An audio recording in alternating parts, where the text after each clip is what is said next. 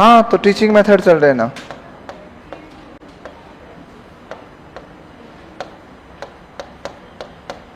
चलो भाई, विद्या चल रही थी। अपने लाइव बैच के एक स्टूडेंट का कल बहुत भयंकर प्रश्न था, सोशल मीडिया पे पूछा था मुझे। बोला विद्या तो आप पढ़ा दोगे, रीति विज्ञान कहां से पढ़ेंगे? रीति मन क्या होता है? तरीका। विधि मन क्या होता है? तरीका। हिंदी क्या है? भाषा। भाषा किस में आती है? विज्ञान में आती है। सेम ही है।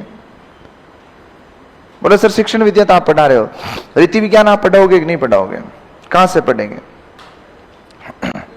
तो बेटा कहीं से नहीं पढ़नी, यहीं से पढ़ लेना। कौन सी विधि लास्ट लिखाई थी? भाषा संसर्ग। चलो आगे बात करें तो देखिएगा,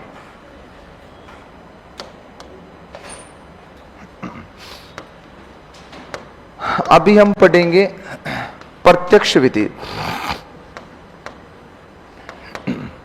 देखो विधि में 2 से 3 चीजें ध्यान रखा करो।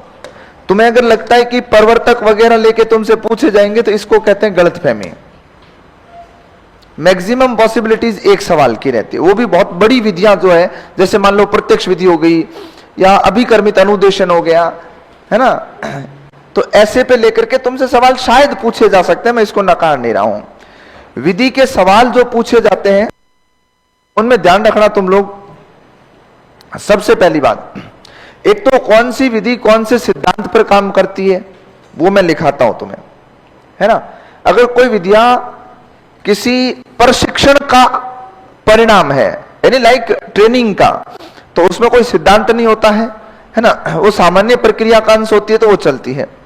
अगर किसी विधि में बालक केंद्रित है तो वो विधि मनोवैज्ञानिक है, और किसी विधि में अगर बालक आश्रित है तो अमनोवैज्ञानिक है। चाहे शिक्षक प्रदान हो चाहे विषय वस्तु प्रदान हो, उस कंडीशन में हमेशा ही विधि जो होगी वो अमनोवैज्ञानिक मानी जाएगी। और ये सवाल भी मैं खुल के बता रहा हूं, आदि जमाने का सवाल है कि कौन सी विधि मनोवैज्ञानिक है कौन सी अमनोवैज्ञानिक है। एक आध सवाल अपने कौशल से आ जाएगा, एक क्या मैं मानता हूं संभावित 2 प्रश्नों की बात, 2 प्रश्न तुम्हारे शिक्षण में से आ जाएंगे, गद्य पद्य में से, नाटक वाटक पढ़ेंगे उनमें से।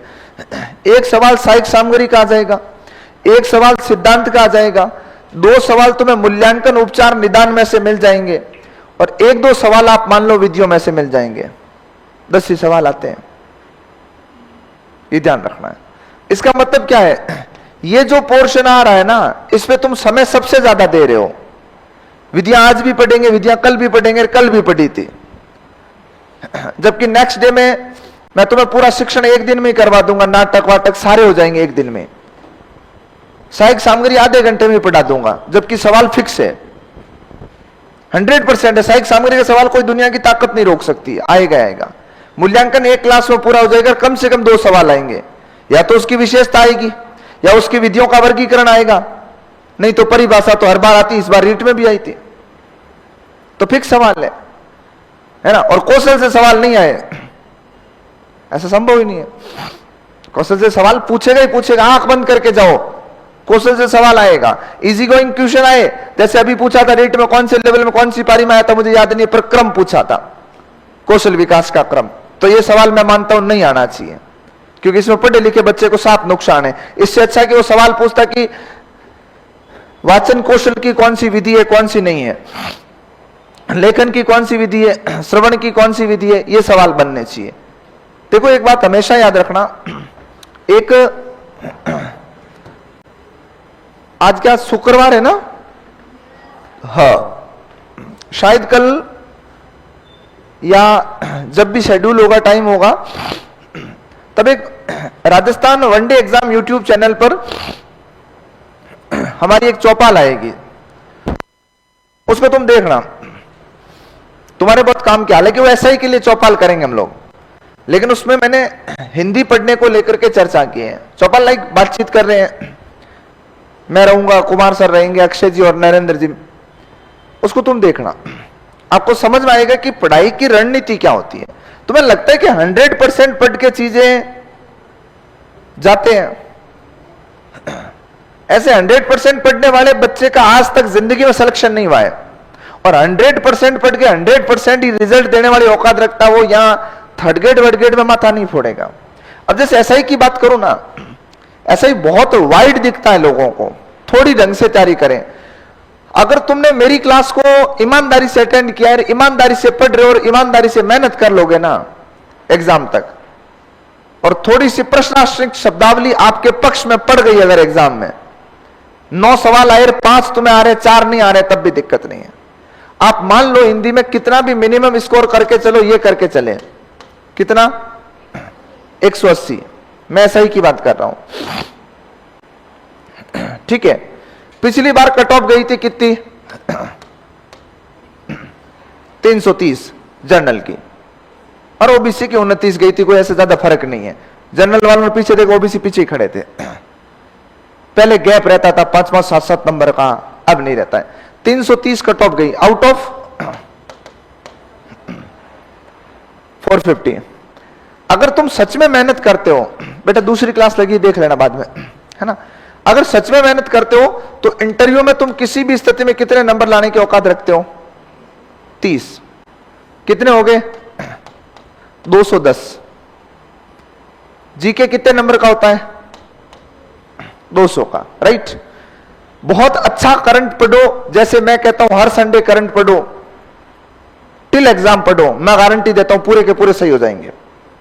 अपने वाले क्या करते हैं, उस दिन कुमार ने क्या कहा था, 10 दिन या 10 घंटे की मैराथन चेप 2 हो जाएगा, और तुम इतिहास जैसे विषय को जहां 5 सवाल बन रहे हैं 100 घंटे दे रहे हो। यही तो रणनीति का हिस्सा है, किस विषय को कितना वेटेज देना चाहिए, कितना समय देना चाहिए। अगर इसको अच्छे से पढ़ रहे हो, राजस्थान और भारत का 20, टेक और साइंस जिसको सबसे कम पढ़ते हैं बच्चे, औसतन कितने सवाल आ रहे हैं? 15। इकोनॉमिक्स जो करंट में आता है उसके कितने सवाल आ रहे हैं? अब राजस्थान इतिहास, कला और संस्कृति जिसको तुम बहुत आराम से कर सकते हो, कितने सवाल आ रहे हैं दोनों मिला के? 12। भारतीय इतिहास जिसको तुम याद कर सकते हो, औसत कितने सवाल आ रहे हैं? 5। 35, 43, 57, 62, कितने हो रहे हैं? 124। जोड़ो इसके अंदर 124, सारा छोड़ दो बाकी वाला, जरूरत ही नहीं हाथ लगाने के, इनमें चीजें बदलनी नहीं है। रणनीति होनी चाहिए तैयारी की कि मैं इतना ही पढ़ूंगा और इसको पढ़ूंगा ना, और इससे अगर सवाल पूछेगा मैं 100% हूं। तब पता है बच्चे कहते हैं ना कि मैं 122 अटेंड करके आया, टोटल पेपर में 119 सही हुए। क्यों? क्योंकि वो सीमित चीजें ठोक बजा के पढ़ के गए थे, पूछ यहां से जहां से पूछ रहा है। अपन क्या करते हैं, आधी छोड़ पूरी को जावे, आधी मिले ना पूरी पावे। अपन पूरा ही लेना चाहते एक साथ में, अपने ही पेपर में ऐसा करना है ना। 240 नंबर पिछली बार गई, और पिछली बार ऐसे में तो फर्जीवाड़ा भी नहीं हुआ था, इसलिए 330 कट ऑफ गई है। अनुमान लगा लो, अगर सब कुछ ईमानदारी से होता ना तो 280-90 वाले का नाका लग जाता। तो 280-90 के लिए तो यार नंबर तो तुम्हें जीके में 100 लाने हैं। और पिछली बार थर्ड ग्रेड का अगर व्याकरण थोड़ा सा अच्छा आ जाता, जिस किसी ने देखा है, थोड़ा सा ढंगा आ जाता ना, कट ऑफ खटाक नीचे आती 210 तक। पर व्याकरण आया क्या था, एकदम मतलब लॉलीपॉप सवाल। तुम्हारा रीड का पेपर इस बार तीसरे दिन जो फर्स्ट शिफ्ट में पेपर आता ना, वो बहुत अच्छा लेवल का था अपने मेंस की बजाय। तो एक अच्छी रणनीति बनाओ। मेथड्स में टाइम कहां लग रहा उसका मैटर नहीं, तुम्हें पूछा क्या जाएगा उस पे लेकर के फोकस करो, काम हो जाएगा, सिलेक्शन हो जाएगा, पोस्ट है भली 100 ही हो, कोई फर्क नहीं पड़ता है, कट ऑफ वही जानी है, ये ध्यान रखना है। तुम्हारे अंदर मद्दा होना चाहिए, जो पढ़ूं वो आता हो। तो सबसे पहली बात सुने परवर्तक के साथ। क्लास 2 हुई थी बेटा, कल 1 नहीं हुई थी, है ना? हाँ, क्या हुआ बेटा? आ जाएगी, आ जाएगी। तो जिसने फीस किस्तों में दी उसके नहीं आ रही है, एक साथ जमा करे उसके आ रही है। किसके नहीं आ रही है? हाँ तो वो मंदिर है ना उधर, तो क्लास ना दो क्या आएगी उधर, कॉम्प्लेक्स में यूं ही घुस गई, आ जाएगी। अलग अलग आईडी है तो अलग अलग बैच है तुम्हारा, तो उसके हिसाब से किसी एक में अपलोड हुई। मेरी क्लास B1 में लगती है। गीता भवन कौन सा है? B1 है। कॉम्प्लेक्स में कौन बैठता है? गीता भवन। तो ऐसे कैसे बैठते हुए?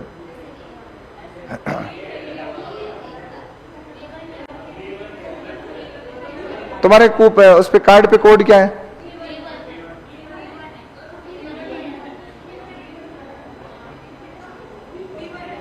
गीता भवन। और कॉम्प्लेक्स? तो फिर अलग क्यों किया तुम्हें?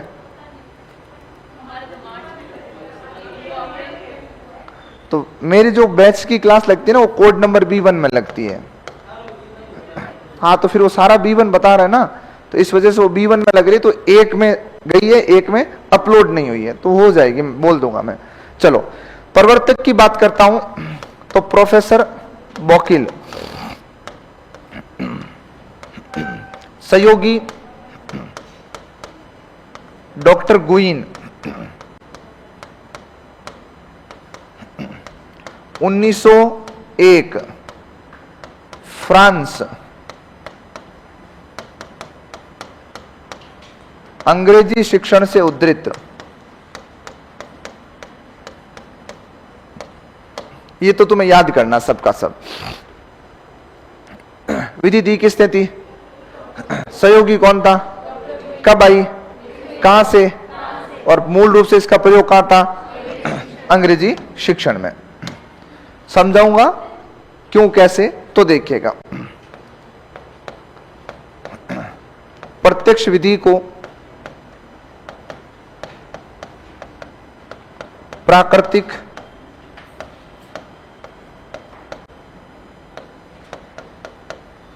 निर्बाध,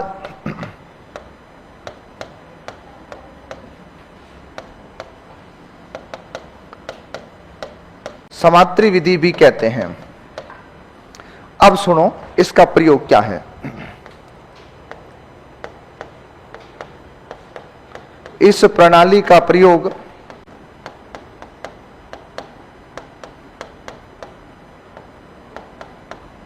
बालक को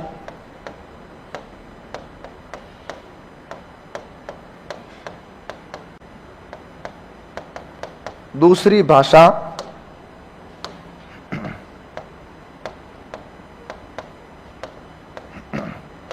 सिखाने हेतु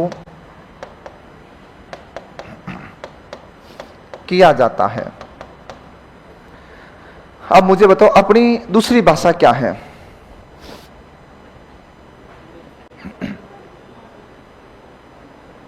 बता बेटा।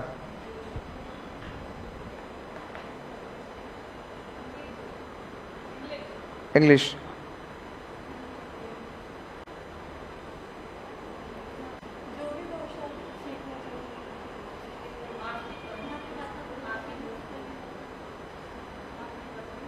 दूसरी भाषा? शाबाश। हिंदी। हिंदी। तो प्रथम भाषा कौन सी फिर? अपनी मातृभाषा क्या है? मारवाड़ी। भाषा किसने कहा? बोली है मारवाड़ी। तो राजस्थानी भी उपभाषा है, भाषा नहीं है। भाषा तो हिंदी है भाई। अगर सौरसेनी या ब्रज से लेकर के यहां तक आते तो हिंदी भाषा है। हिंदी की 5 उपभाषाएं हैं, और 5 उपभाषा में एक उपभाषा आती है राजस्थानी। राजस्थानी की मूल 4 बोलियां हैं, जिसमें मारवाड़ी, आपके मालवी, उत्तर ऊपर मेवाती, और इधर ढूंढाड़ी जिसको जयपुरी कहते हैं। अच्छा, 10वीं क्लास में जब पढ़ते थे, संस्कृत की किताब पे क्या लिखा होता था? क्या लिखा था? तृतीय भाषा। इसका मतलब सेकंड लैंग्वेज क्या हुई? इंग्लिश। हिंदी भाषी क्षेत्रों में दूसरी भाषा अंग्रेजी होती है, प्रथम भाषा हिंदी है, ये ध्यान रखिएगा। 343 कॉन्स्टिट्यूशन के अनुच्छेद 343 के पार्ट फर्स्ट में लिखा हुआ है कि भारत की राजभाषा जो है, यानी प्रथम जो भाषा रहेगी वो रहती है हिंदी, और द्वितीय यानी सहायक राजभाषा का जो कार्य करेगी वो करेगी अंग्रेजी। हालांकि ये प्रावधान 1963 तक ही किया गया था, लेकिन इसको बढ़ाकर के अभी 2026 तक रखा गया है। 2026 में जो आपके नई शिक्षा नीति 2020 आया था उसको लागू करने के अभी प्रावधान है ना। ये पहले 63 तक आया, फिर 63 के बाद में चेंज क्यों नहीं हुआ, इसका कारण था कि उस समय 65 में भारत पाकिस्तान की लड़ाई हो गई थी, 67 में इमरजेंसी लग गया था, 71 में वापस पाकिस्तान से लड़ाई हो गई बांग्लादेश विभाजन की, 75 में वापस आपातकाल की स्थिति आ गई, फिर इंदिरा जी की मौत हो गई, फिर राजीव जी को प्राइम मिनिस्टर बनाया था, आपको याद होगा उस समय पंजाब में दंगे हो गए थे, उसके बाद में राजीव जी की मौत हो गई। उसके बाद में जब तुम नरसिम्हा राव सरकार में आते हो तो भारत में वित्तीय आपात की स्थिति आ गई थी, 90 की बात कर रहा हूं मैं। उसके बाद में सरकार का फिर पतन हो गया, फिर अटल जी पीएम बने थे, 13 दिन पीएम रहे, सरकार गिर गई उनकी, उसके बाद में वापस पीएम बने। उसके बाद में जो 2 सरकार कांग्रेस की चली, उन 2 सरकारों में स्पष्ट बहुमत जैसी कंडीशन बनी नहीं। उसके बाद में बीजेपी सरकार आती 14 में, जो अभी तीसरी बार चल रही है, इन्होंने इस पे लेके काम किया है, जिन्होंने 2020 के अंदर नई शिक्षा नीति के प्रावधान डाले हैं, अब इन चीजों को लेके आए, अब तुम्हारे सिलेबस में ये नई शिक्षा नीति इस बार ही शामिल की गई है और 2026 में इसको शामिल करने के प्रावधान है। और अगर जिस दिन लागू हो गई ना आपके नई शिक्षा नीति, उस दिन ये मान लेना कि अनिवार्य भाषा के रूप में हिंदी के साथ में अंग्रेजी नहीं संस्कृत रहेगी, ये ध्यान रखना है ना। इंग्लिश वैकल्पिक विषय के रूप में चला जाएगा, अंग्रेजी। अब देखो संस्कृत को स्थापित क्यों कर रहे हैं, क्योंकि संस्कृत के माध्यम से संपूर्ण भारतवर्ष में क्या सिखाई जाने का प्रयास कर रहे हैं, हिंदी। दक्षिण में हिंदी का विरोध है, दक्षिण में संस्कृत का विरोध नहीं है, यह ध्यान रखना है। अपने यहां नॉर्थ इंडिया के अंदर कोई भी ऐसा मुझे जगह बता दो, एक भी ऐसी जगह बता दो मुझे जहां पर संस्कृत बोलते हो लोग, बोलते हैं क्या अपने यहां? नहीं बोलता है। आपको कर्नाटका के अंदर कई गांव मिल जाएंगे जहां संस्कृत धड़ाधड़ बोलते हैं। ये जो वैदिक परंपरा है ना, ये अपने यहां जितनी नहीं है उतना दक्षिण में है। आप में से कभी कोई साउथ घूमने गया हुआ है? 1 2 मंदिर इधर ज्यादा तक साउथ में ज्यादा है, और साउथ के मंदिरों का तुम मतलब जो उनको जिस तरह से मतलब बनाया गया है ना, उनके पीछे ऐसा नहीं है कि पूर्व में मुंह करके ठीक है अच्छा मुंह है बना दिया, नहीं। हर एक को ज्योतिष की हर उस प्रक्रिया के आधार पर बनाया गया है जिसपे पूरा ब्रह्मांड चलता है, उसके आधार पर मंदिर है वहां के। हर एक मंदिर के पीछे एक आपको कोई ना कोई ब्रह्मांड की लॉजिकल कहानी मिलेगी। वहां लगभग हर मंदिर में जो प्रतिमा लगी है, लगभग हर मंदिर में मिलेगी ये चीज कि जहां प्रतिमा लगी है वहां या तो डूबता सूर्य उस प्रतिमा के चरण स्पर्श कर रहा है या उगता सूर्य कर रहा है। उसमें पूरी रोशनी व्यवस्था भी इस प्रकार की लगाई गई है। वहां संस्कृत का विरोध है ही नहीं, वहां विरोध है हिंदी का। तो जो संस्कृत पढ़ रहे हैं उनको मैं हिंदी के लिए प्रेरित करूं तो दिक्कत कहां है? संस्कृत तो टफ है, हिंदी आराम से बोल लेगा, इसलिए इस पे लेके काम कर रहे हैं। हाँ ठीक है। तो इस प्रणाली का प्रयोग बालक को नई भाषा या दूसरी भाषा सिखाने हेतु किया जाता है। अब सिखाया कैसे जाता है वो कथन सुने और फिर तुम्हें सिखाता हूं। इस प्रणाली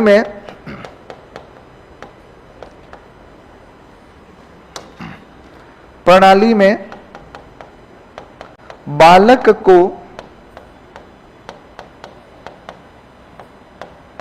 दूसरी भाषा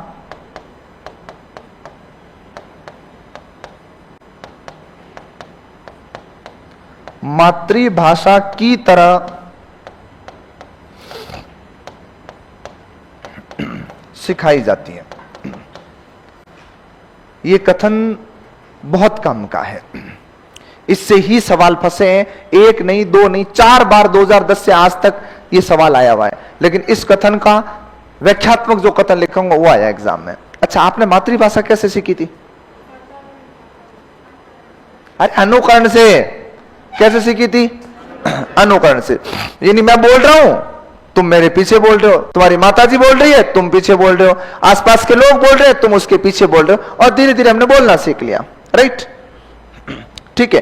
तो इस प्रणाली में बालक को दूसरी भाषा मातृभाषा की तरह सिखाई जाती है। इसका मतलब यह है कि तुम्हें सबसे पहला काम क्या करना पड़ेगा? वैसा ही वातावरण क्रिएट करना पड़ेगा, और क्रिएट करना पड़ेगा तो मुझे मातृभाषा को तुम्हारे शब्दकोश से क्या करना पड़ेगा? हटाना पड़ेगा। आपने क्या कहा? मातृभाषा की तरह सिखाई जाती है। तो इस विधि में ये कहते हैं कि जब बालक को तुम नई या दूसरी भाषा सिखाते हो ना, तो बातचीत भी किस भाषा में करो, उसी भाषा में करो। केवल बोल के सिखाना, बोला लिपि का ज्ञान बाद में करवा देंगे। भाषा का प्राथमिक तरीका होता सिखाने का कि बोलना सिखाओ। जब तुम्हारे अंदर उस भाषा को लेकर समझ विकसित हो जाएगी ना, तो तुम आराम से सीख लोगे। तो सबसे पहले बोल के सिखाना। अब बोल के सिखाना मतलब मैं तुम्हें अंग्रेजी सिखाना चाहता हूं, मैं तुम्हें अंग्रेजी भाषा सिखाना चाहता हूं, तो मैं तुमसे बातचीत किस में शुरू करूंगा, अंग्रेजी में। जब आप में से किसी ने कहा सर पानी पीने जाऊं, तो मैं आपको उस पर टोकूंगा, टोक के तुम्हें बताऊंगा कि बेटा कल से ये वाक्य हिंदी में नहीं बोल के अंग्रेजी में ऐसे बोलेगा।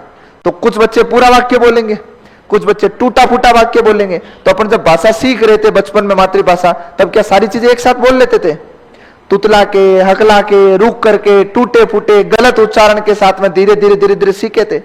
तो इसमें ध्यान रखना, आप मातृभाषा की तरह सिखाओगे ना, तो सबसे महत्वपूर्ण चीज लिखा रहा हूं, अच्छे से लेके सुन लेना, जो एग्जाम में आती है।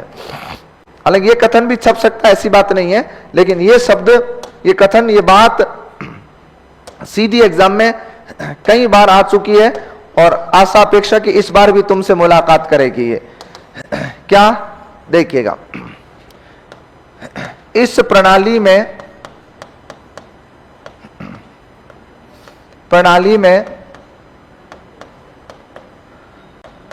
मातृभाषा का प्रयोग, बोलो क्या करना है, वर्जित है। भाषा शिक्षण की ऐसी प्रणाली जिसमें मातृभाषा का प्रयोग नहीं होता है, वो कौन सी है? प्रत्यक्ष विधि है। क्यों नहीं किया जाता है? क्योंकि अगर मैं मातृभाषा के माध्यम से तुम्हें अंग्रेजी सिखाने का प्रयास करूंगा तो सीख लोगे क्या? मुझे वैसा का वैसा भाषा का समृद्ध वातावरण लाना पड़ेगा, फिर तुम तैयार होगे। और केवल बोल के ही सिखाना है। क्या करना है? मौखिक भाषा सिखानी है, ये ध्यान रखिएगा। तो अगली बात लिखता हूं, वो भी सुनो तसल्ली से, क्या कहता है इसमें।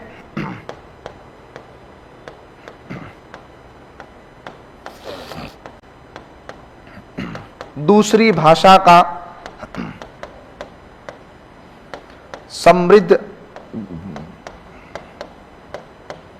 वातावरण बनाया जाता है। बालक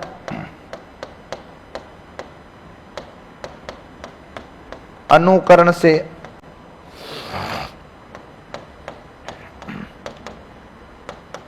दूसरी भाषा सीख लेता है। ठीक है, इसीलिए मैंने तुम्हें क्या कहा, देखो इधर, इस विधि को क्या कहते हैं? प्राकृतिक विधि। क्यों हुई प्राकृतिक? जैसे मातृभाषा तुमने सीखी, कृत्रिम वातावरण था, प्राकृतिक था। प्राकृतिक, घर में जो चीजें थे, तो स्कूल में भी कक्ष में वही वातावरण चलेगा जिससे तुम सरलता से इन चीजों को सीख सको। दूसरा क्या लिखा? इसमें किसी भी प्रकार की सीखने की बाधा नहीं। क्यों? क्योंकि नियम रटने ही नहीं है। गलत उच्चारण कर रहे हो कोई बात नहीं, कल सही सीख लोगे। भाई आप गलत उच्चारण, जब बच्चा छोटा होता है ना, वो क्या करता है? बहुत सारे शब्दों का उच्चारण क्या करता है? गलत करता है। गलत करता है तो क्या होगा? हम उसको सिखाते हैं कि बेटा इसको ऐसे नहीं बोलते, इसको ऐसे बोलते हैं। वो सीख लेता धीरे धीरे। अंग्रेजी में भी यही होगा। आप कभी जेठालाल की इंग्लिश सुनो, हालांकि वो तो एक हास्यास्पद नाटक है, एक प्रहसन है, उसमें जो ऐसा बोलता है, लेकिन बच्चे भी तो शायद ऐसा बोलते होंगे। मैं भी तो कभी कोई ऐसे शब्द का गलत उच्चारण करता हूँ, आप भी करते होंगे, लेकिन अगर आवश्यकता पड़ेगी तो हम उनको क्या करेंगे? सुधारेंगे, है ना। तो इसमें दूसरी भाषा का समृद्ध वातावरण बनाया जाता है, और बालक अनुकरण से दूसरी भाषा को क्या करता है? सीखता है। ये ध्यान रखिएगा। अगली बात लिखता हूं, इस प्रणाली में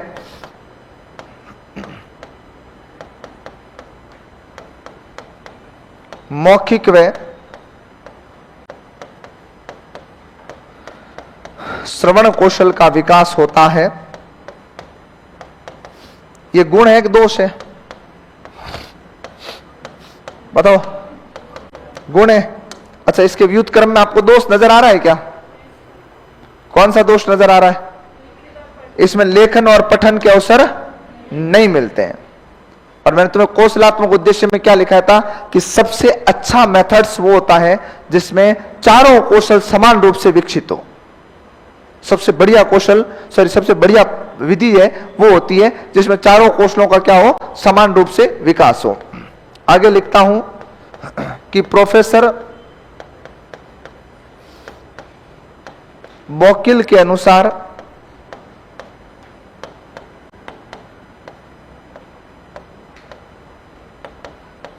हिंदी क्षेत्रों में हिंदी सिखाने व हिंदी क्षेत्रों में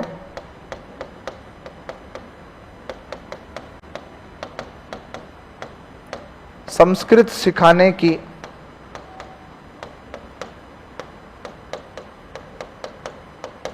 श्रेष्ठ प्रणाली है।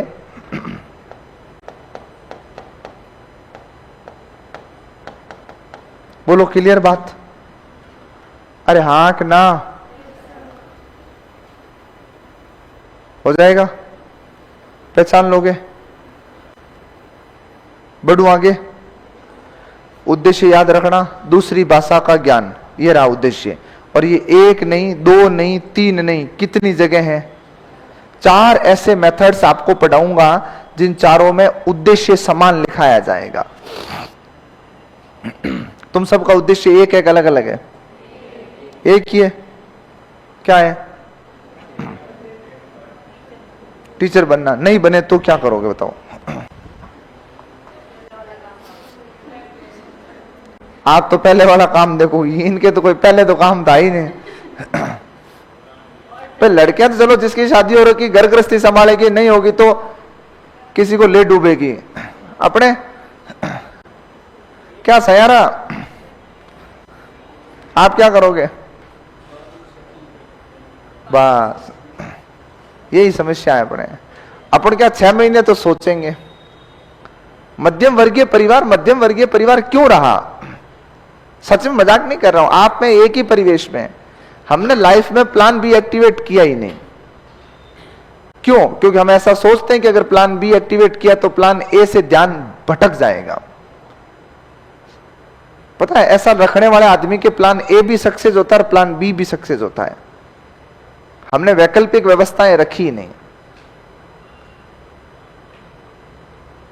आप देखते हो YouTube के माध्यम से वगैरह फलाना टिकना, उत्कर्ष में कितने टीचर आए, कितने गए?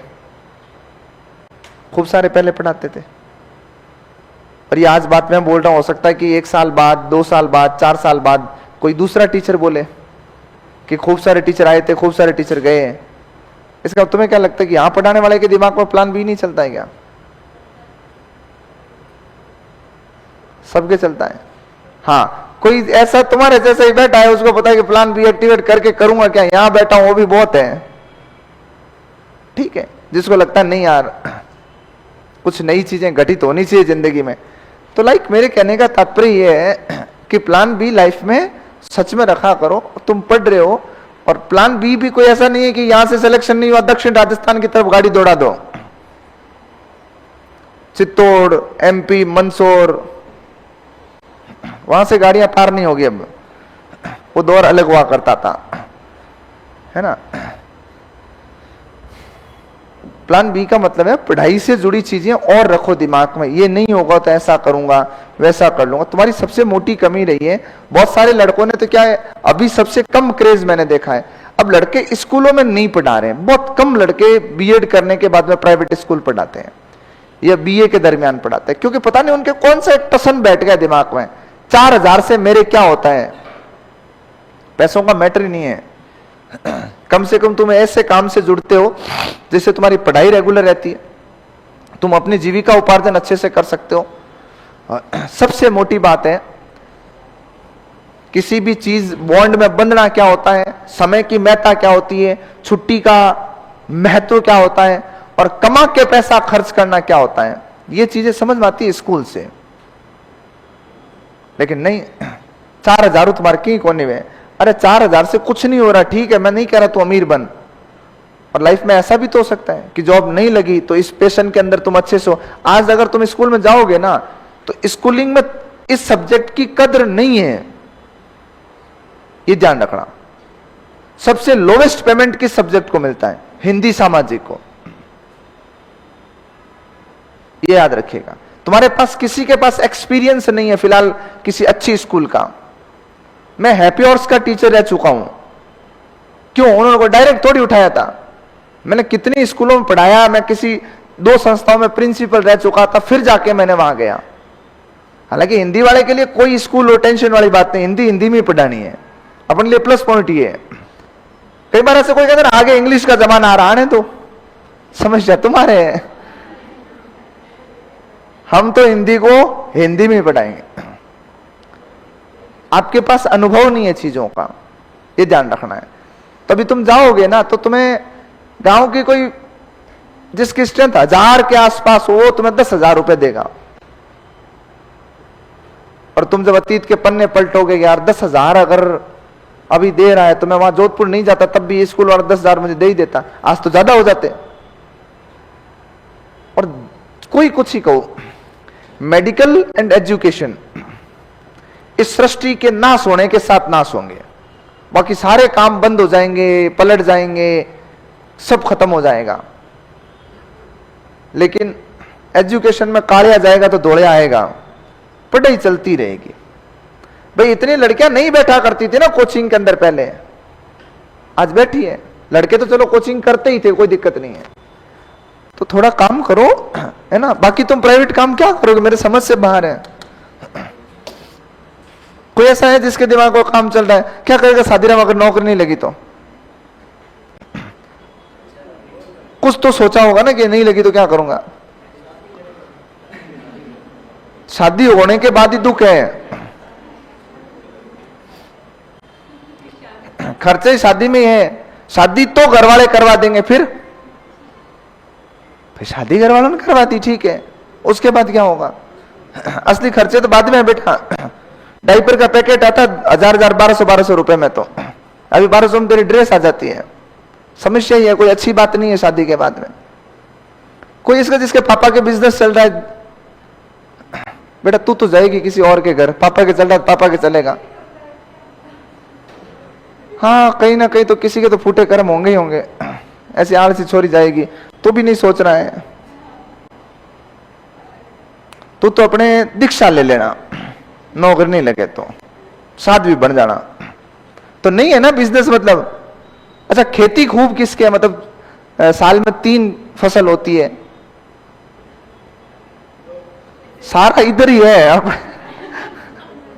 नील बटा सन्नाटा है तुम्हारे। अच्छा ऐसा कौन जैसे बरसाती खेती होती है बस, बाकी कोई खेती नहीं है। हाँ ये तो राज्य बरसाती होती है, दैन नहीं है, चौमासे में एक बार ही दुख पाना है, बाकी नहीं तो सर्दियों में कभी जीरे के खेत में जाओ और कभी यहां जाओ। तो बात इतनी सी है कि अपने पास में पढ़ाई के अलावा कोई काम नहीं है। एक बात बता रहा हूं, जिंदगी के 25 साल तुमने किताबों में कंपटीशन की तैयारी में 25-30 साल निकाल दिए ना, उसके बाद तुम किसी काम के लायक हो भी नहीं, होगा ही नहीं काम। नहीं आप अलग बात है ना, आप तो देखो अगर यहां नहीं होगा तो वृद्धा पेंशन वाला फॉर्म भी लग जाएगा। लगना चाहिए ना, सरकार क्यों दे रही पैसे फालतू, मैं तो खुद लगा दूं मेरे टैक्स नहीं लगे तो आपने किया है ना उसका। मैं वही तो कह रहा हूं कि प्लान बी लाइफ में होना चाहिए। हाँ आपके है, पर जिनको जरूरत है उनके नहीं है ना। चलो जो होगा बेहतर होगा। देखो तुम्हें लगता है ना फिल्मों की तरह परिवर्तन हो जाएगा, अपनी जिंदगी में नहीं होगा। ये अपनी जिंदगी में खुशी इतनी है, दिखी खत्म।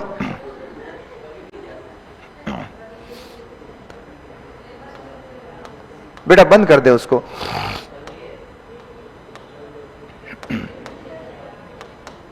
चलो व्याकरण अनुवाद विधि। कोई नहीं, आपकी जिंदगी आप कैसे बर्बाद करते हो आपके ऊपर है, बाकी पढ़ो। मैं इतना सा कह रहा हूं, एजुकेशन से मत हटना अगर कोई ढंग का काम नहीं है तो, है ना। 2 साल 4 साल अच्छे स्कूल में पढ़ाओ, नौकरी लगे ईश्वर करे, पर सबकी संभव नहीं है, कोई पीछे रहेगा। उसके बाद में अच्छी स्कूल में कम पैसे देते, जाओ वहां के सिस्टम को देखो, जानो, और 2-4 साल बाद में अगर घर की कंडीशन आर्थिक ठीक है तो बढ़िया एक स्कूल लगा दो, प्राइमरी इंग्लिश मीडियम, अच्छी फीस रखो, मक्तों की तरह 500-700 महीने के नहीं, 25-30 हजार कम से कम फीस रखो, क्योंकि आज पढ़ाई के मापदंड स्कूलिंग स्तर पर पढ़ाई है ही नहीं।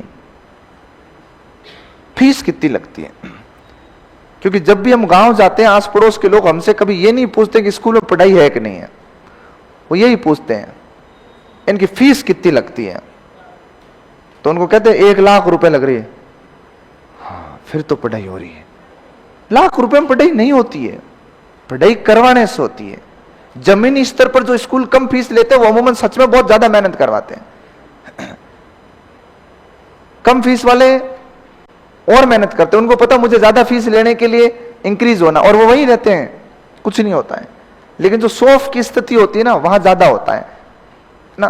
और छोटे बच्चों के लिए ज्यादा पढ़ाई का प्रेशर होना भी जरूरी नहीं है, ऐसा नहीं है। आजकल के प्राइवेट स्कूल से, जोधपुर के या कहीं के अपन सिटी के स्कूलों को देखते हैं तो कई पेरेंट्स एक चीज से बहुत परेशान है, वहां अदर एक्टिविटीज बहुत होती है, इससे अपने को दुख होता है। अरे होनी चाहिए, क्योंकि आज की मां घर में इतनी बिजी है कि उसके कोई काम नहीं है, फिर भी वो बिजी है, तो बच्चे घर पे तो कुछ ही नहीं सीख रहे वैसे भी, तो स्कूल में कुछ तो सीख रहे हैं ना। अब होता दुख किस बात का है? आज ये मंगा रहे हैं, कल वो मंगा रहे हैं, परसों ऐसे कपड़े पहन के हो, कल ग्रीन डे है तो हरे कपड़े पहन के हो, हरी सब्जियां लाओ, फलाना लाओ, कल बसंत पंचमी है तो येलो लेके आओ, परसों राखी महोत्सव मनाया जाएगा तो राखी बनवाएंगे। अरे तो अच्छी बात है ना यार, बच्चे सीख रहे। पर गांव वालों कह देना कि ये फालतू काम करवाते हैं, लाख रुपए फीस लेते हैं, जना कहीं माथ तो पड़ा है बच्चा। और लाख रुपया जब गुड़िया की फीस बताई इतनी ले रहे हैं, तब ताई जी ने कहा था ये फूतरेगा, फूतरा मन नहीं तरीके ले। मैंने कहा 40,000 तो डोनेशन ली, वो डोनेशन कहीं वे नाम लिखने का, क्यों कोई होनर में नाम लिखियो कहीं? अरे वहां लेते हैं, वहां कोई गोस्वामी जी की स्कूल है, उनको गांव में कहते हैं महाराज। हाँ, जैसे महाराज शब्द गांव में महाराज बन गया, और महाराज महीने के 300 रुपये ले, बस ले जाए घरों, क्यों बट रुपया देवे, सेम पढ़ाई है। मैं कहा बात तो सही है, पर क्या करें, मानते नहीं है ना घर वाले। तब तो गांव में मैं एक विधि पढ़ाऊंगा तुम्हें आगे, फ्रोबेल, अभी जस्ट इसके 2-3 बाद में पढ़ाऊंगा, तब वहां सारी ये अपने गांव के दोष हैं। इसका प्रवर्तक कौन था? राम, कृष्ण, गोपाल और भंडारकर। विधि का उपनाम क्या है? भंडारकर विधि।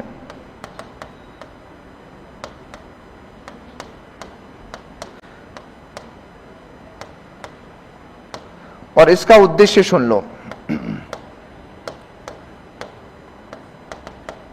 इस प्रणाली में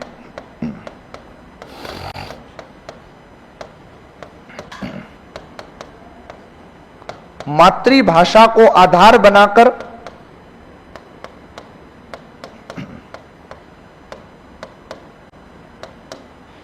बात मत करो बेटा, मातृभाषा को आधार बनाकर,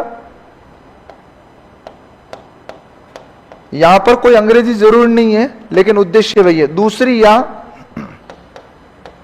नई भाषा का ज्ञान करवाया जाता है।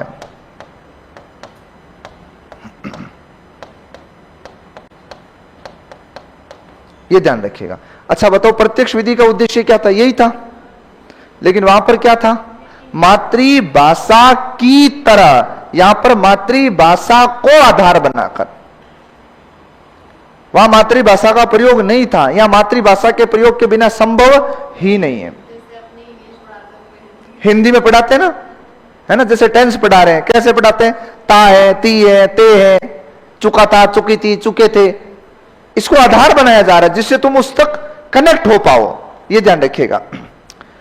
अगली बात, संपूर्ण शिक्षण का सबसे गरीब सवाल पूछे, व्याकरण अनुवाद विधि के तत्व कितने होते तो बताना 2।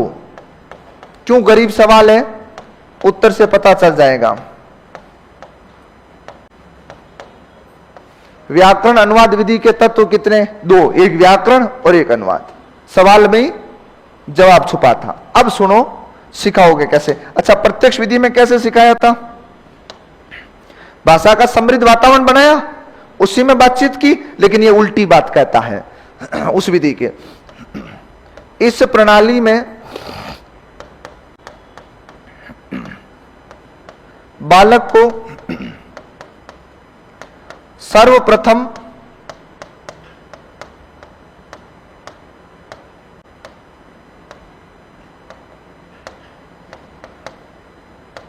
नई भाषा का व्याकरण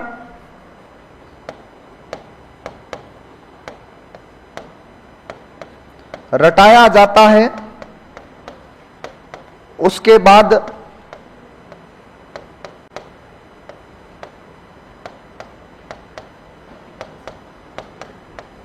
मातृभाषा में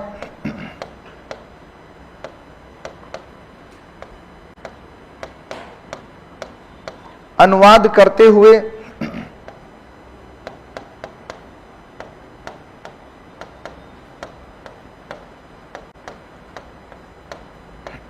सिखाया जाता है। बात समझ में आ गई? इतनी सी राम कहानी है इसकी। इस प्रणाली में सबसे पहले, जैसे मैं तुम्हें संस्कृत सिखाना चाहता हूं, तुम हिंदी भाषा से आते हो, तो मैं उसके व्याकरण के नियम तुम्हें क्या कराऊंगा? रटाता हूं। याद रखना, जब मैंने शब्द बोला रटना, तो रटना बोलते ही तुम यहां पर स्टार डाल के लिख देना। मनोवैज्ञानिक तरीका है ये ध्यान रखिएगा। ये तरीका कैसा है? मनोवैज्ञानिक। रटने का मतलब है कि तुम किसी प्रकार का तर्क तो मुझसे कर ही नहीं सकते हो, जो बताया उसको सुन लो।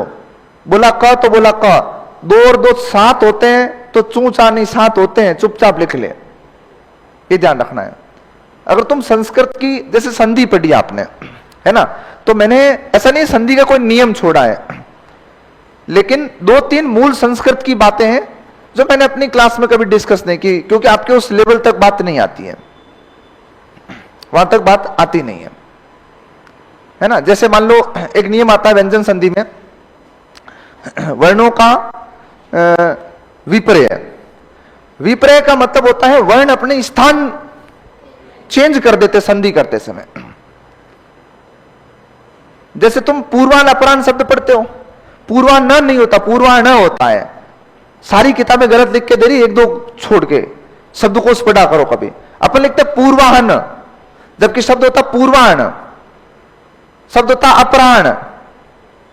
तो इसमें होता क्या है? जैसे देखो आपने अपर धन क्या लिखा? अहन।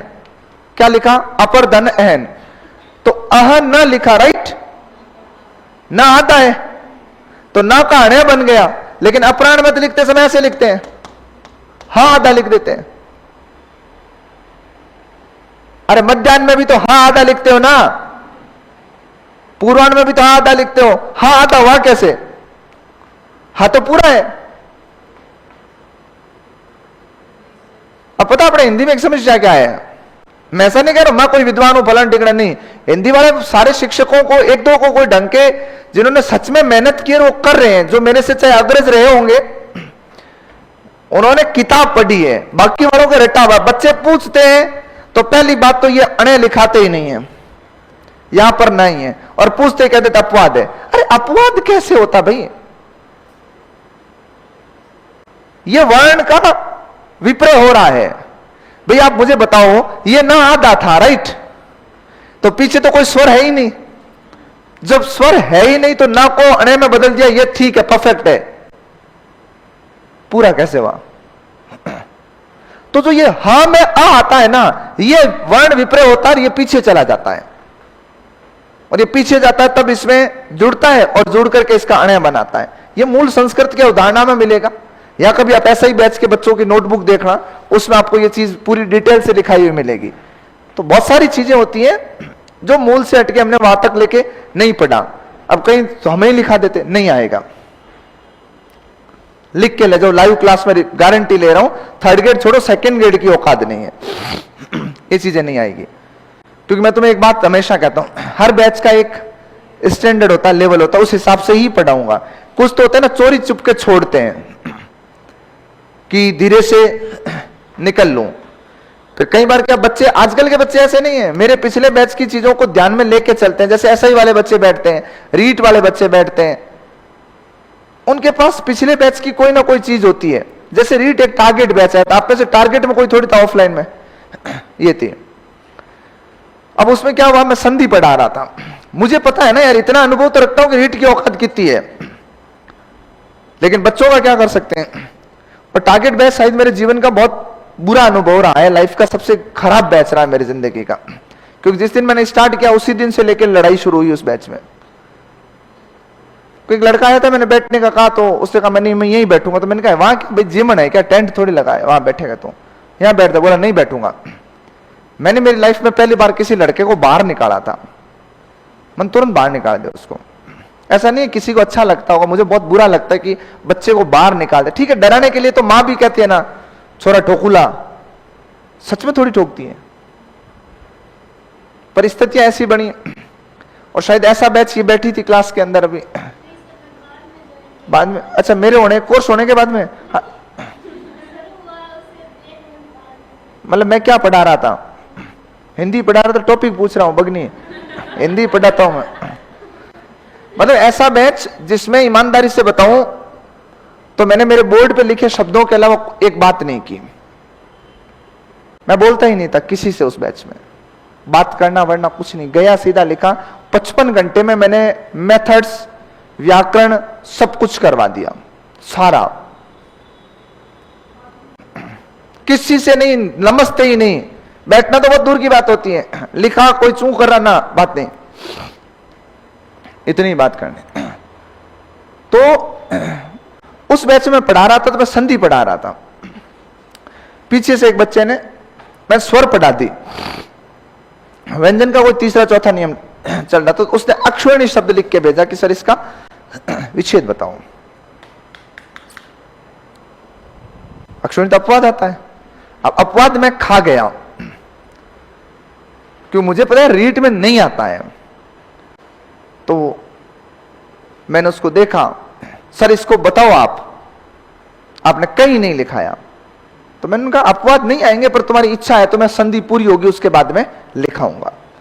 बाकी अपवाद लिखाने की जरूरत नहीं होती, रीट में क्या अपवाद लिखाना, रीट में संधि आती है, ऐसी तुम नहीं पढ़ो तब भी सही हो जाए। तो हर परीक्षा का एक लेवल होता है, उस हिसाब से पढ़ना होता है, ये ध्यान रखिएगा। तो इस प्रणाली में बालक को सर्वप्रथम नई भाषा का व्याकरण रटाया जाता है, उसके बाद में मातृभाषा में अनुवाद करते हुए उसे सिखाया जाता है। पहले नियम चुपचाप रटा दिए, उसके बाद में उसको मातृभाषा में अनुवादित किया, और उसके बाद में उसको लेकर के उसके प्रयोग सिखाए। ये विधि कौन सी, आपके व्याकरण अनुवाद विधि है। और बोलो किससे जुड़ी हुई है, तो आपको सीधा सा बताना है, व्याकरण शिक्षण की विधि है। ये डिवाइडेशन में लिखाऊंगा, वैसे तो चिंता मत करो कि व्याकरण शिक्षण की कौन कौन सी विधियां हैं, फिर भी याद रखिएगा।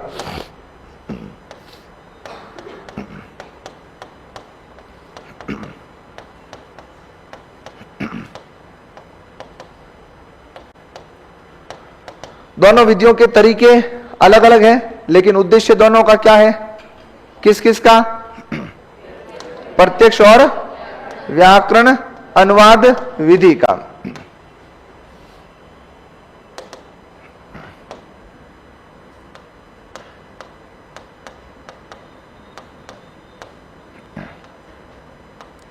कौन सी विधि, रसास्वादन विधि, रस का आस्वाद करवाने वाली विधि। यह प्रणाली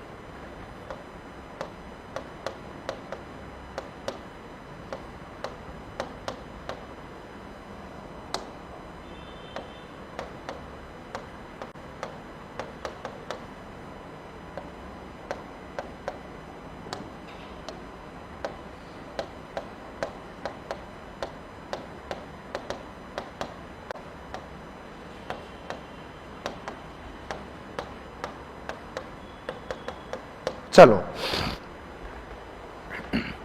रस आस्वाद या रस आस्वादन, रस प्राप्ति, आस्वाद का मतलब होता स्वाद आने तक, प्राप्ति होने तक। तो इस प्रणाली से दो ही सवाल बन रहे हैं, किस शिक्षण की विधि है, या ऐसी विधि जिसका उद्देश्य केवल रस का आस्वाद करवाना है, या फिर अंतिम सवाल है कि रस आस्वादन विधि का उपनाम क्या है, या उपसार विधि किस विधि का परिष्कृत नाम है। इसके अलावा इसका चौथा सवाल संभव नहीं है, ध्यान रखना है। इसकी प्रणाली बताऊं, ध्यान से सुनना। आप एक कविता पढ़ा रहे हो, पद्य कहीं कहीं जगह ऐसे लिखते, गलत है, पद्य ऐसे नहीं लिखा जाएगा, ये बता दो। मैंने तुम्हें ऐसे लिखना जैसे मेरे लिखा हुआ है, मैंने तुम्हें बताया होगा, याद हो तो, कि अर्ध स्वर के साथ में यदि द आ रहा है ना, अर्ध स्वर कौन कौन है, कौन कौन अर्ध स्वर, यह और वह, कहां लिखा है बता। अर्ध स्वर क्या होता है,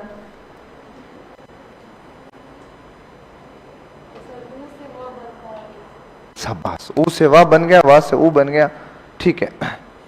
यह वाह को क्या कहते हैं, अर्ध स्वर, जिनमें बोलने में स्मूथनेस होती है, सरलता से बोला जाए, जैसे स्वरों को बोलते हैं, उसी स्थिति में, ठीक है।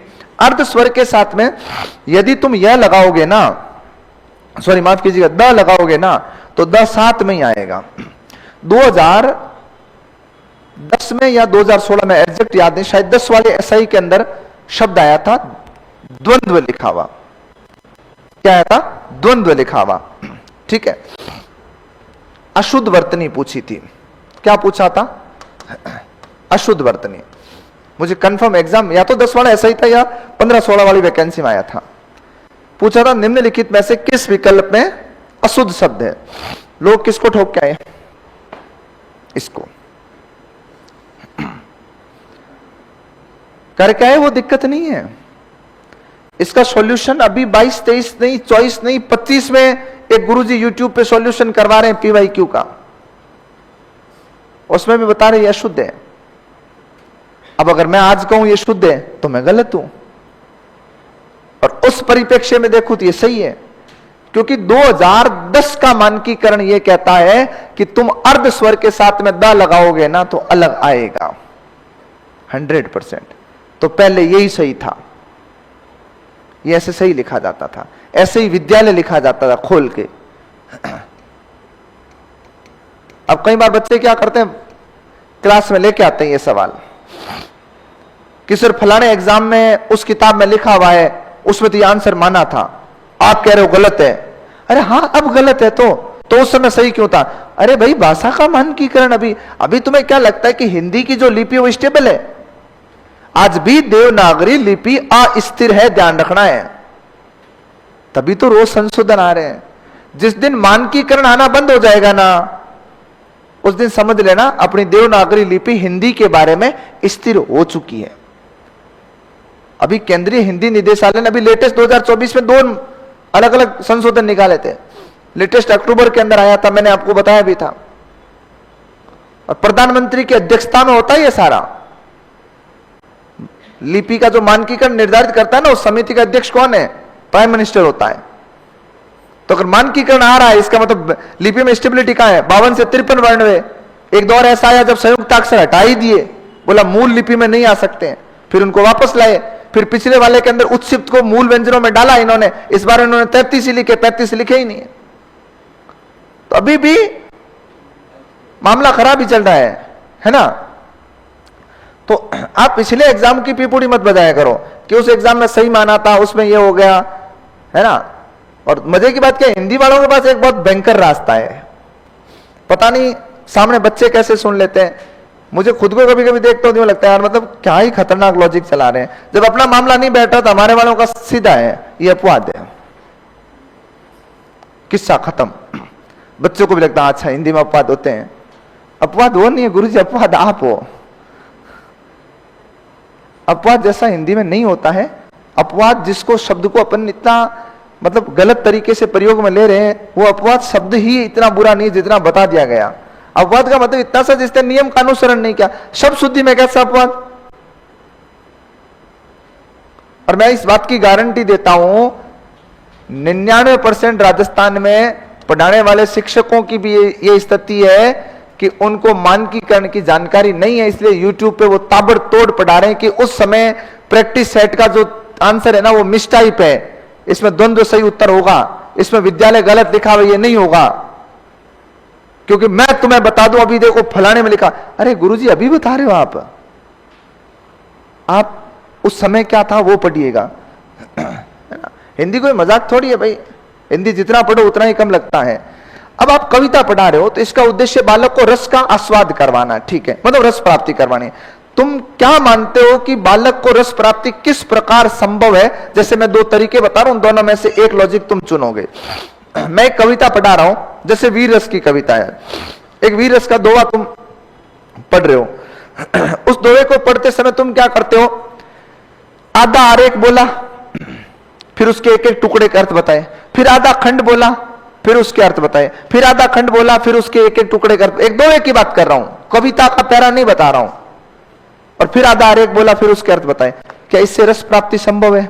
या फिर दूसरा तरीका, एक दोहे को उस रस के हिसाब से उसका उच्चारण हो, वैसे ही चेहरे पर भाव भंगिमाएं हो, फिर उस दोहे का केवल निचोड़ तुम बच्चों के सामने उसी भाव में बताते हो, तो उससे रस प्राप्ति होती है। भाई जैसे तुम एक वीर रस का दोहा बोल रहे हो कि इला ने देनी आपनी, और ये बोल के रुक गए, और बच्चे को बता रहे बेटा इला मन धरती होता है, आपनी मन हमारी होता है। इला ने देनी आपनी, मां हलरियो हुल रहा है। मां का मतलब वो समझता है, हलरियो झूले को, हुल रहा है मन झुलाना होता बेटा। तो फिर वापस का इला ने देनी आपनी, मां हलरियो हुल रहा है। पूत सिखावे पालने, एक पूत को यानी बेटे को पालने में मां सिखा रही है। मरण बड़ो ही माए, धरती माता को बचाना मरने से कहीं ज्यादा क्या है, बड़ा है। इससे क्या होगा, बच्चा अर्थ तो ले लेगा, लेकिन बच्चे में तुम वो रोमांच नहीं कर सकते, वो बात पैदा नहीं कर सकते। लेकिन अगर इसी दोहे को आप वीर रस के तंज में बोलोगे, वीर रस के आवेश में आकर के आप चेहरे पर वही भाव ला करके उसी रिदम में बोलने का प्रयास करोगे ना, तब बच्चों के अंदर वो अनुभूति होती है।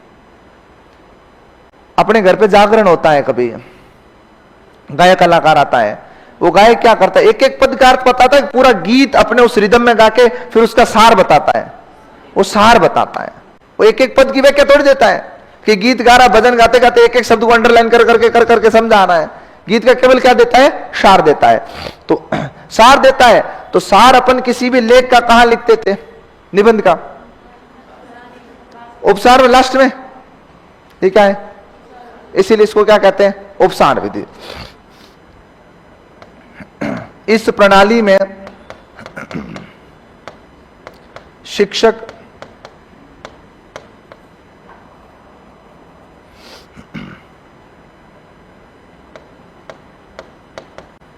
सस्वर वाचन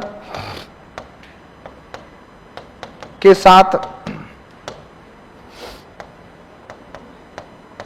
उचित भाव भंगिमाओं का प्रयोग करते हुए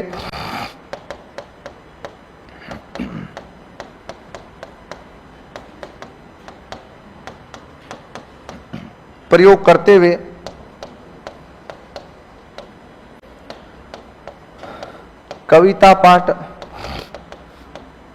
प्रस्तुत करता है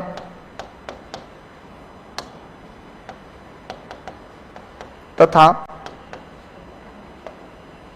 अंत में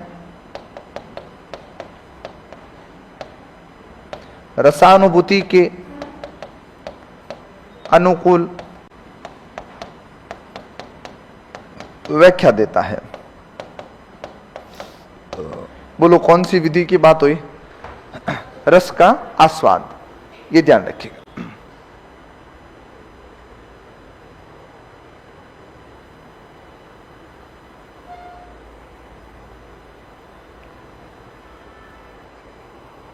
हाँ, दो ऐसी विधियां छोटी छोटी 2-2, 4-4 लाइन की हैं जो व्याकरण, अनुवाद और प्रत्यक्ष विधि से संबंध रखती है।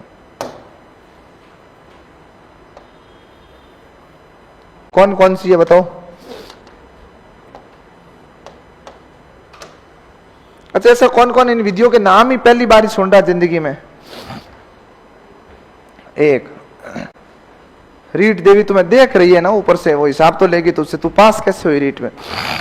नाम ही नहीं सुने रीट में। हिंदी में कितने नंबर आए थे? नंबर कितने आए थे हिंदी में? सवाल कितने सही है?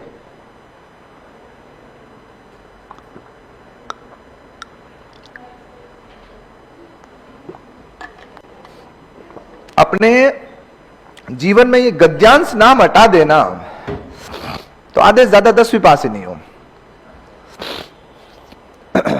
क्योंकि गद्यांश था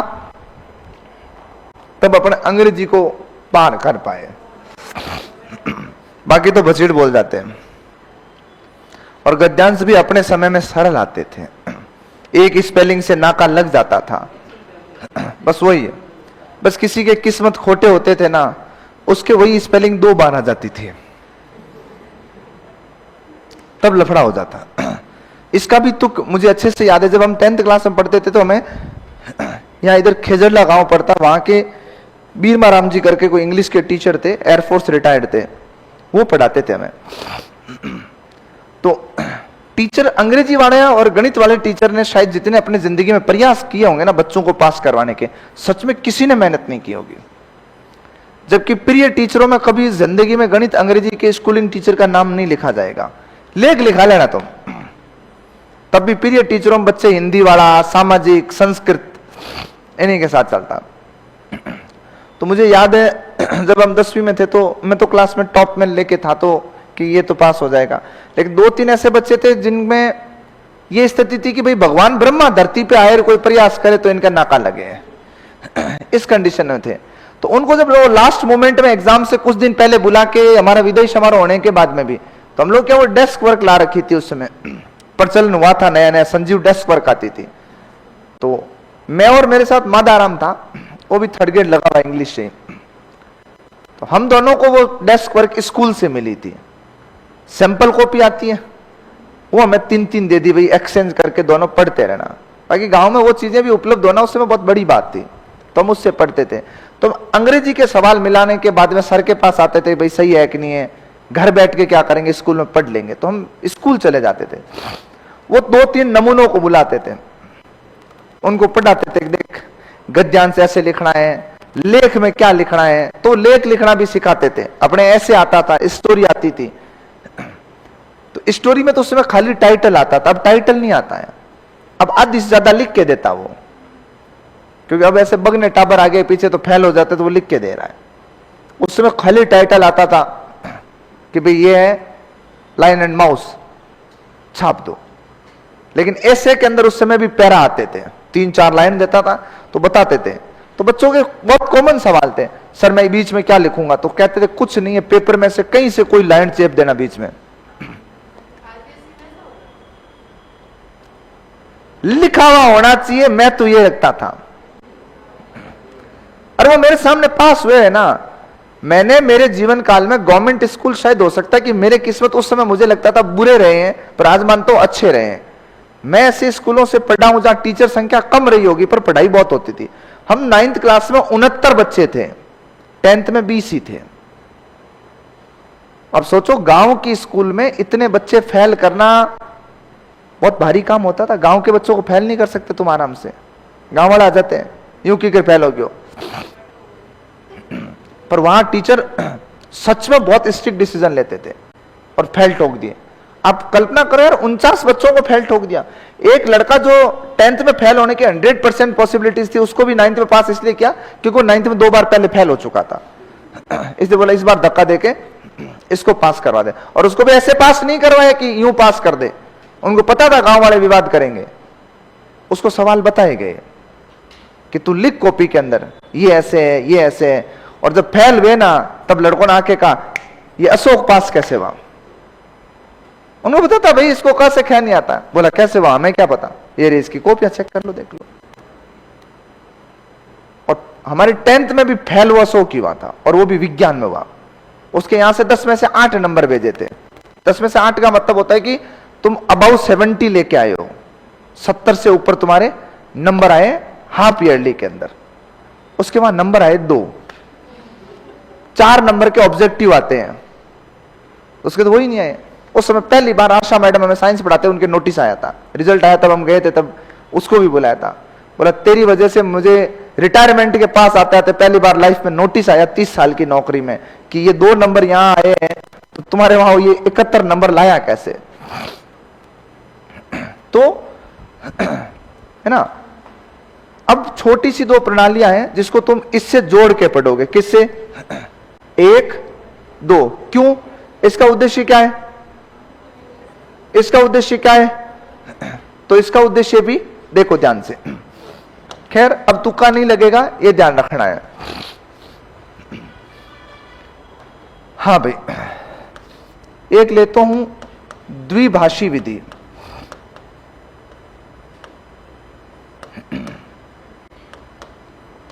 देखो एक काम करना है तुम्हें, मेथड्स पूरे होते तुरंत एक बार 400-500 सवाल मिलाना है, क्योंकि तुम पढ़ रहे हो लगभग सारे बच्चे पहली बार। लगभग की बात है, हो सकता है कि जैसे आप मेरे से पढ़े हुए हो, आप पहले पढ़े हुए हो, लेकिन हाँ आप भी पढ़े हो, तो इनके लिए थोड़ी सरलता क्या है कि कम से कम इनको पढ़ा हुआ है थोड़ा थोड़ा। लेकिन अभी तुम्हारे दिमाग का एक्सक्यूज क्या है पता है? सब चीजें समझ में आ रही होगी शायद, लेकिन दिमाग में यही चल रहा है यार ये विधि आएगी कैसे एग्जाम के अंदर। तो इसके लिए तुम्हें क्वेश्चन मिलाने पड़ेंगे। क्वेश्चन मिलाओ आराम से लेके, लेकिन ज्यादा टाइम नहीं दोगे इसको। ज्यादा टाइम का मतलब ये नहीं कि ठीक है आज हिंदी का कोर्स हो गया है, अब महीने भर घूम रहे हो आवारा, शाम के टाइम नहीं। कोर्स हो गया है तो शाम के टाइम को कैलकुलेशन बिठाना है कि ये सोचना है कि 4 घंटे हिंदी की क्लास जा रहे हैं, और अगले 15 दिन में सारा सिलेबस पढ़ के सारे एमसीक्यूज मिला लो। 15 दिन ये सोचो कि भाई 15 दिन हिंदी की क्लास लगी है। ये कसम खा के रखो कि अगस्त में हिंदी चली रही है, और तुम अगस्त में रोज के 4-4 घंटे दे दो। राखी को निकाल के रखता हूं तो भी 20 दिन है। 20 का मतलब तुम अगर 4 से मल्टीप्लाई करते हो 80 घंटे तुम दे दो, बढ़िया से काम हो जाएगा, बहुत आराम से हो जाएगा। और इन 80 घंटों में लगभग तुम कितने सवाल मिला चुके होंगे? 2500। बहुत आराम से निकाल लोगे। तुम्हें लगता है 2500 मिलाने नहीं मिला पाओगे? तुम संधि मिलाओ, तुम समास मिलाओ, तुम ऐसे कि आज मेरा संधि पूरा हो गया, तो तुम संधि पूरा करोगे तो 250-300 सवाल तो नॉर्मली मिलाओगे। कोई भी बुक लाके मिलाओ, पर सवाल जरूर मिला लेना। चलो द्विभाषी विधि की बात करें तो क्या कहती है सुनिएगा। सबसे पहले आता प्रवर्तक। कौन है? ये कोई 1.5 होशियार था, डॉडसन। आपको नहीं लगता इनको क्या जरूरत 3 विधियां बनाने की? एक आध विधि बना देते और ये काम में लेते हो तुम स्कूल में पढ़ाएंगे तो वैसे ही। अगर सच में मेथड्स काम में लेके पढ़ाना शुरू कर देना तो बच्चा कॉलेज लेवल तक आते आते तो बहुत अलग लेवल का हो जाएगा। स्कूल में जाने के 2 साल बाद तुम्हें खुद को याद नहीं रहेगा आगमन निगमन क्या होता है। आगमन का मतलब तुम्हें हुआ स्कूल आना, निगमन का मतलब स्कूल से जाना। यही है, ये आगमन ये निगमन। विद्या काम में ही नहीं लेते हैं। इतिहास पढ़ते कई बार साइंस वाले छोरे वो बेचारे जो 12th साइंस था फिर बीएसटीसी कर लिया, इधर आ गए, ये बीए करके बीएड कर लिया। अब वो कई बार इतिहास जैसे सर राजा मरा फिर जिंदा हो गया, अरे जिंदा नहीं हुआ तो उदय सिंह पहले मरा था ना, अरे ये दूसरा है।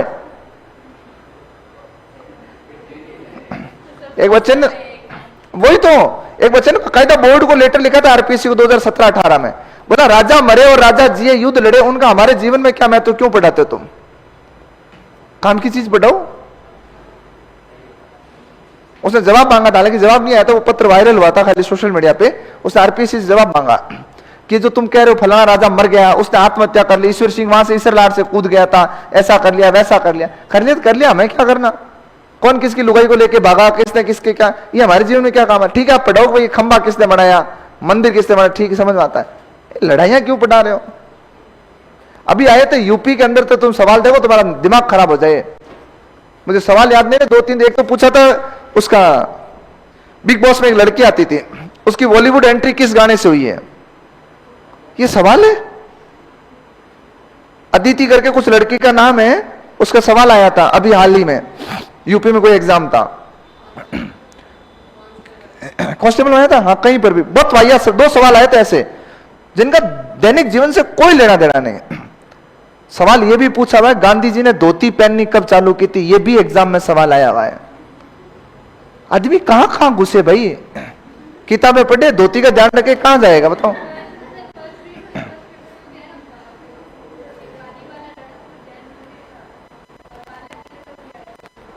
क्या सवाल था?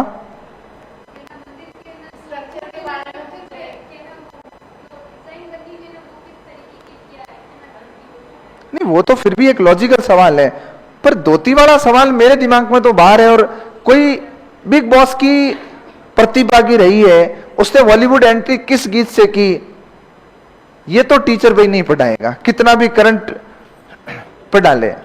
तो ऐसे सवाल बन रहे हैं। शायद मैंने जीके के टीचर को सुना था, उन्होंने 1921 कहा था, जहां तक मुझे कंफर्म नहीं हूं, पर मैंने किसी नहीं, पहले भी कपड़े पहनते थे, ऐसी बात नहीं है, आप थोड़ा अलग जा रहे हो। फिर तो सवाल सही पूछा था। चलो,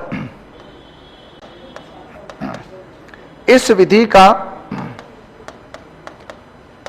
उद्देश्य बालक को दूसरी या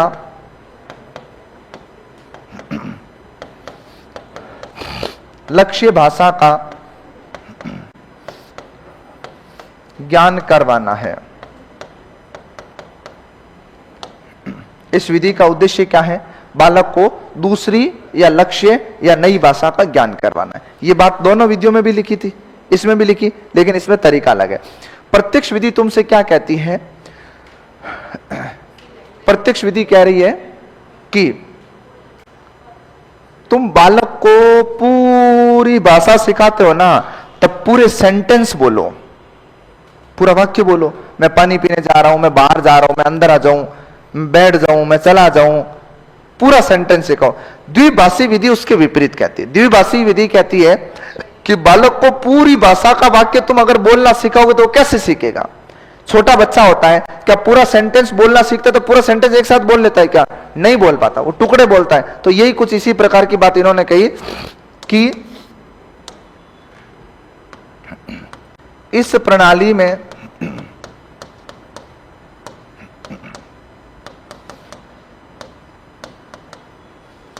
नई भाषा का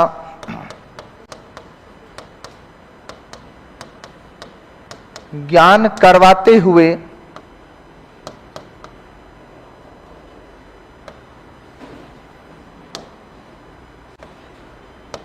आवश्यक शब्दों का अनुवाद ही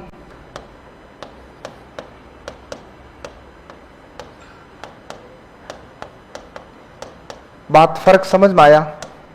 यह कह रहा है कि बच्चा कह रहा है कि मैं पानी पीने जाऊं क्या, इस पूरे वाक्य का मूल क्या है? पानी है ना। बच्चे को सिखाओ वाटर, फिर सिखाओ पीने को इंग्लिश में क्या कहते हैं, फिर सिखाओ जाना को इंग्लिश में क्या कहते हैं, फिर सिखाओ मैं शब्द के लिए इंग्लिश में क्या आएगा। एक दिन में नहीं, आंशिक रूप से। और यह विधि भी उसी के पक्ष में चलती है, ध्यान रखिएगा। किसमें? इसमें बोलने व सुनने के अवसर मिलते, लिखने और पढ़ने के अवसर नहीं मिलते हैं।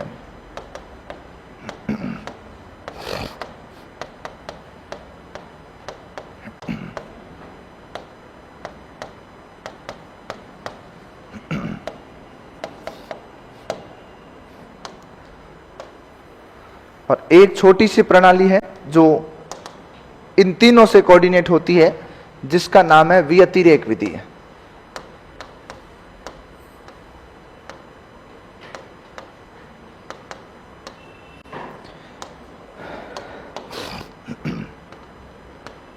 इस प्रणाली में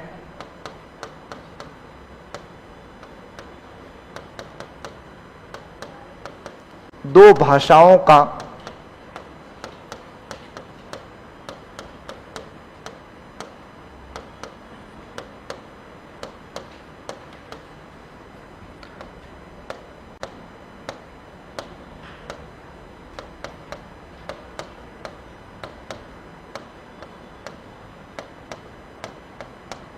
अच्छा, एक सवाल, ये विधि तुमसे सीधी कोऑर्डिनेट हो सकती है। एक छोटा सा प्रश्न तुमसे अगर पूछूं कि भाई जो रीट में हिंदी और संस्कृत विषय लेके चले थे, आपके भी संस्कृत थी, आपके भी संस्कृत थी, तेरे भी थी, संस्कृत क्यों ली?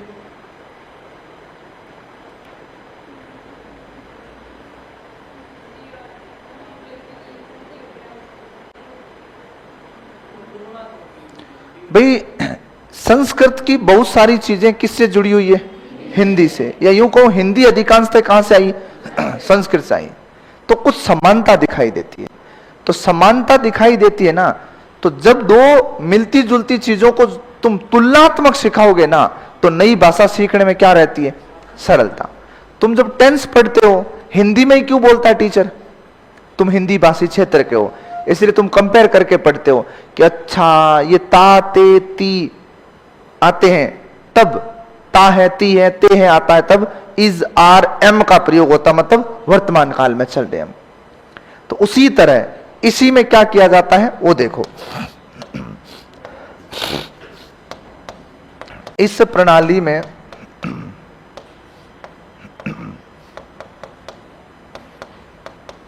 दो भाषाओं का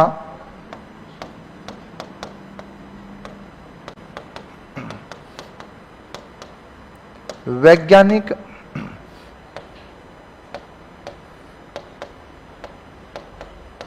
विश्लेषण एक साथ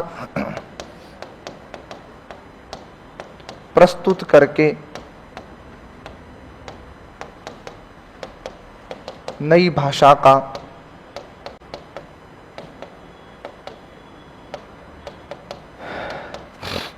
ज्ञान दिया जाता है। पठन व लेखन के अवसर प्राप्त होते हैं। चारों विधियों को 0 से सुनो साथ में, फिर अपन लिखा पढ़ी करेंगे। प्रत्यक्ष विधि क्या कहती है? नई भाषा का ज्ञान करवो, लेकिन मातृभाषा की तरह, यानी मातृभाषा को क्या कर दो? हटा दो। जो भाषा सिखाना चाहता हूं उसी भाषा में मैं तुम्हारे साथ बातचीत शुरू करूं, वो तो है प्रत्यक्ष विधि। व्याकरण अनुवाद विधि ने कहा मातृभाषा को हटाओ मत, जैसे मातृभाषा सिखाई वैसे ही दूसरी भाषा सिखाओ। सबसे पहले नई भाषा का व्याकरण याद करवाओ, रटाओ, उसके बाद में उस बालक को उसका मातृभाषा में अनुवाद करके प्रयोग सिखाओ। द्विभाषी विधि कहती है कि जो तुम नई भाषा सिखा रहे हो उसके पूरे सेंटेंस मत बोलो, उसके आवश्यक शब्दों के टुकड़े बोलो, उनका अनुवाद करो, फिर बच्चे को सिखाओ। और व्यतिरेक विधि कहती है जब भी सिखाओ दो भाषा को एक साथ चलाओ तुलनात्मक रूप से। और ये सवाल दोनों कथन एग्जाम में पूछे हुए हैं, किस प्रणाली में दो भाषाओं का तुलनात्मक अध्ययन होता है? व्यतिरेक विधि में। और एक ऐसी प्रणाली जिसमें दो भाषाओं का वैज्ञानिक विश्लेषण प्रस्तुत करते हुए नई भाषा का ज्ञान करवाया जाता है, वो कौन सी? आपके व्यतिरेक विधि है। उतारो इसको।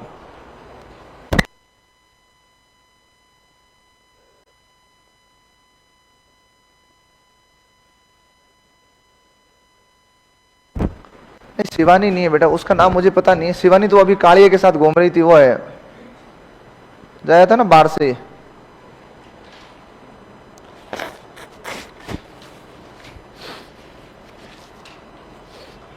एक यूट्यूबर है ना कालिया, रेस वेस के वीडियो नहीं देखते उसके? देखे नहीं? उसके साथ वो बॉडीगार्ड वगैरह भागते रहते हैं, वो एक्सरसाइज वगैरह के वीडियो आते हैं उसके। जीप दौड़ रही है रोड पे, फिर उसके पीछे वो भाग रहे हैं। ये जो बर्फ में मुंह डुबाने वाला क्रेज वही तो लेके आया सोशल मीडिया पे। ये अपने वाले भी कर रहे हैं ना, एक पानी की बोतल लेके टब में बर्फ डाल के फिर मुंह डाल रहे हैं, कभी नींबू डाल रहे हैं उसमें, माथा फोड़ी कर रहे हैं। वो शिवानी तो उस काले के साथ फिर रही थी अभी कुछ दिन पहले।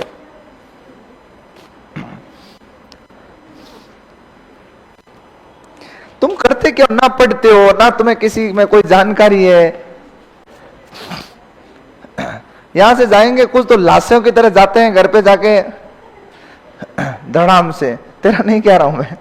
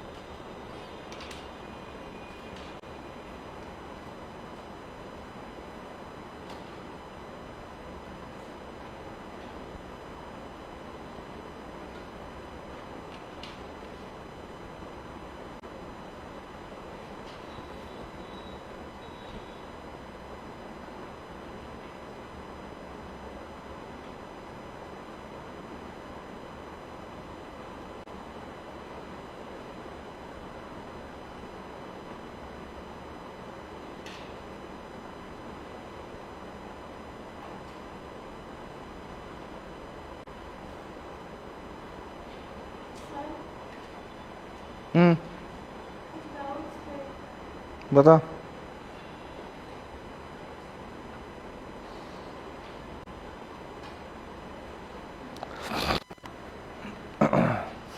निम्नलिखित में से किस विकल्प में कथाएं होता है ना बेटा, कथाओं क्यों होगा?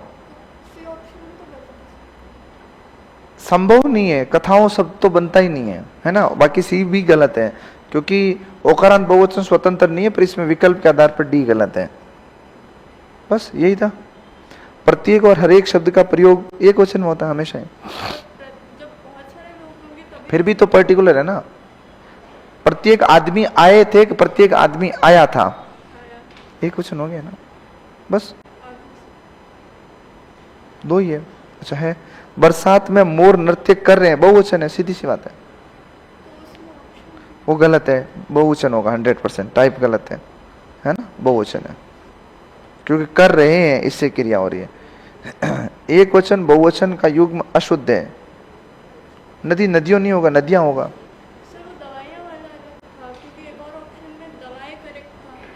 वो दवा का बहुवचन दवाएं होता है भाई। दवाई लिखोगे तो दवाइयां, दवा लिखोगे तो दवाएं। ये तो दवाइयां गलत हो गया। ये बहुशब्दी टाइपिंग एरर है ना, इसको ठीक किया था। अच्छा इसी का ये देख रही दवा का दवा, हाँ वो दवा का दवा, ये दवा से दवाइयां नहीं बनेगा। पुल्लिंग शब्द है, सेज शराब है पुल्लिंग, मधुरता नहीं है। डॉक्टर साहब, साहब लगाना बेटा पीछे। खाली अगर डॉक्टर आए ना तब उभयलिंग है। डॉक्टर साहब मतलब पुल्लिंग है, डॉक्टर साहिबा स्त्रीलिंग है।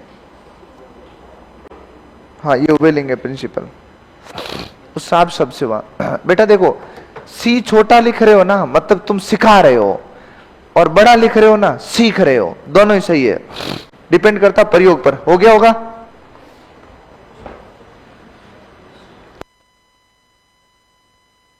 आप अलग अलग जगह अलग अलग देख रहे हो ना, उनका प्रयोग देखो।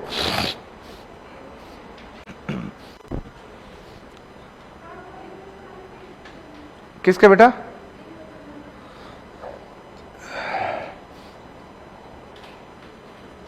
पूछता हूं क्यों नहीं दिए, 4 को है ना टेस्ट तो। हाँ कल मिल जाएंगे, फिर टेंशन मत लो।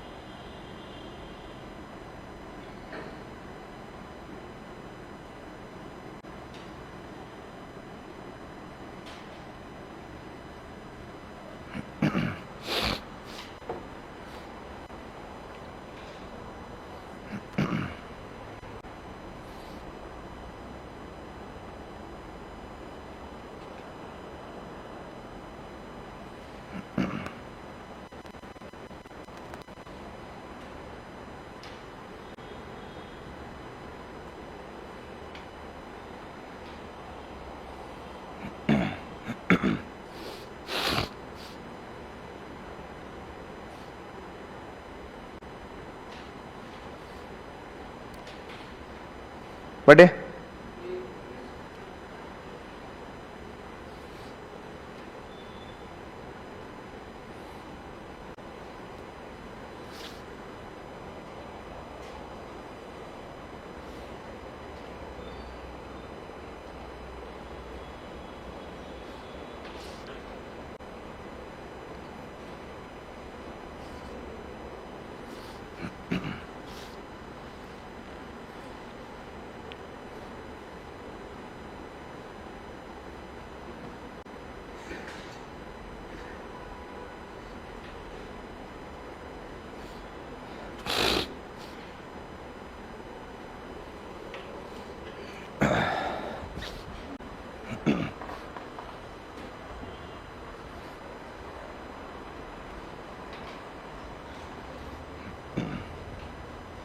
बहुवचन होता है बेटा जब भी क्रिया रूप या जिसके बारे में बात।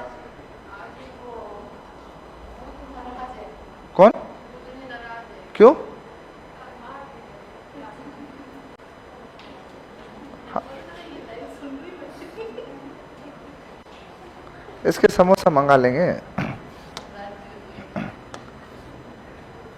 हाँ तो है ना, बहुवचन आता तब ऐसी स्थिति आती है। अगर इसके सीखने के कभी क्षेत्र पूछ ले कहां सीख सकते हो तो लिख लेना क्षेत्र कहां कहां सीखा जा सकता है। तो एक तो विदेशी भाषा शिक्षण करवाते हो तब हो सकता है, मतलब कोई भी भाषा सिखा रहे हो तब। एक कहीं पर भी कोई सम्मेलन हो तो वहां दूसरी भाषा के लोग मिलेंगे, या कोई गोष्ठी हो रही है, सम्मेलन गोष्ठियां, या किसी चीज का क्या करवाया जा रहा है, अनुवाद शिक्षण। क्या आ सकता है एग्जाम में सवाल, कहां संभव है?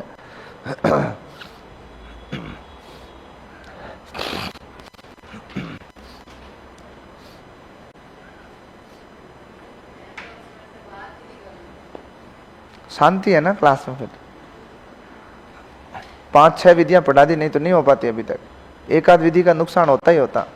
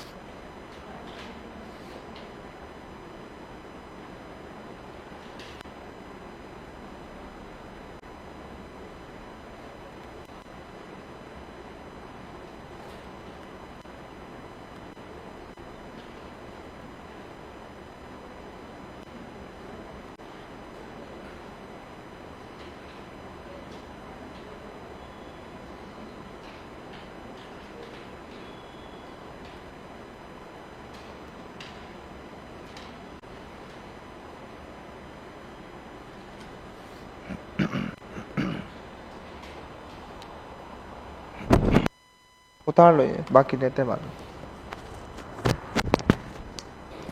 5-6 विधियां होगी ना, 5 तो